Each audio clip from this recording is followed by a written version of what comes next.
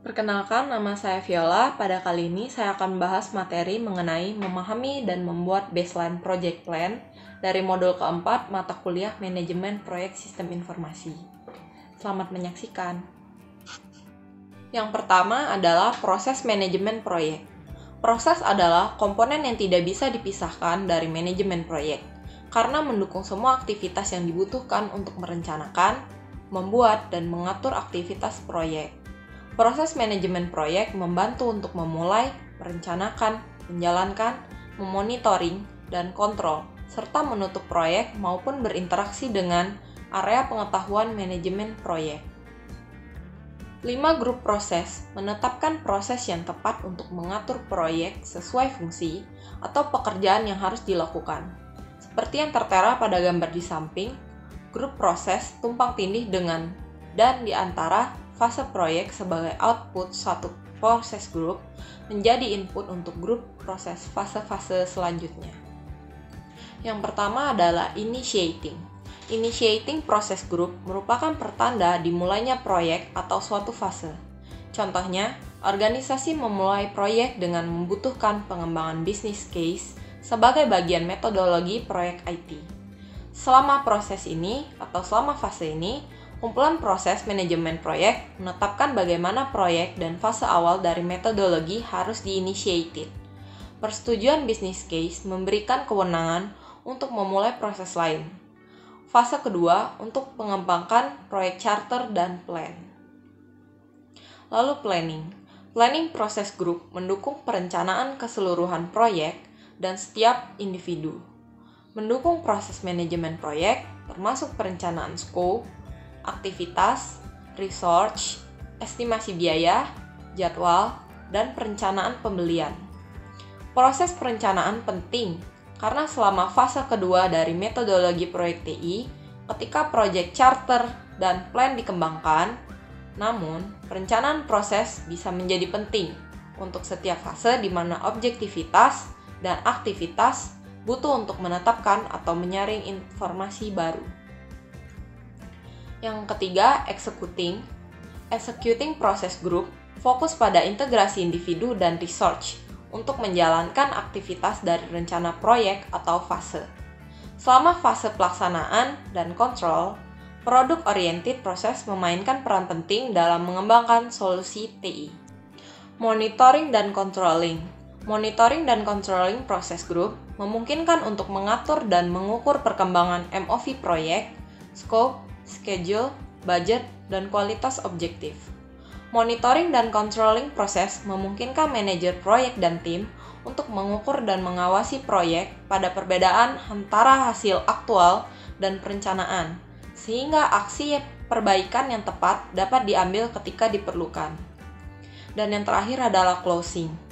Closing process group memberikan sekumpulan proses untuk menerima secara resmi produk proyek, layanan, atau hasil akhir, sehingga proyek atau fase pun dapat ditutup. Menutup proyek termasuk proses menutup kontrak dan administrasi. Penutupan kontrak memastikan bahwa semua deliverable telah selesai dan dikirimkan sehingga proyek dapat diakhiri. Yang kedua adalah MOV. Langkah pertama dari kerangka rencana proyek memerlukan final definisi dan perjanjian pada proyek Measurable Organizational Value atau disebut MOV. Proyek MOV harus ditetapkan dan disepakati sebelum melanjutkan ke langkah lain dari kerangka rencana proyek. Proyek MOV memberikan hubungan langsung pada misi strategik organisasi. Namun, seperti pada gambar di samping, proyek MOV terhubung langsung ke rencana proyek. Untuk itu, proyek MOV bertindak sebagai penghubung antara misi strategik dan tujuan organisasi dan rencana proyek yang sedang dilakukan.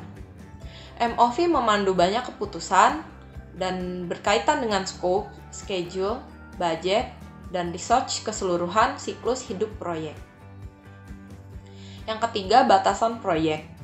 Ketika proyek MOV telah ditetapkan dan disepakati, organisasi harus membuat komitmen berkaitan dengan waktu dan research untuk menetapkan batasan proyek dalam mengestimasi jadwal dan anggaran proyek.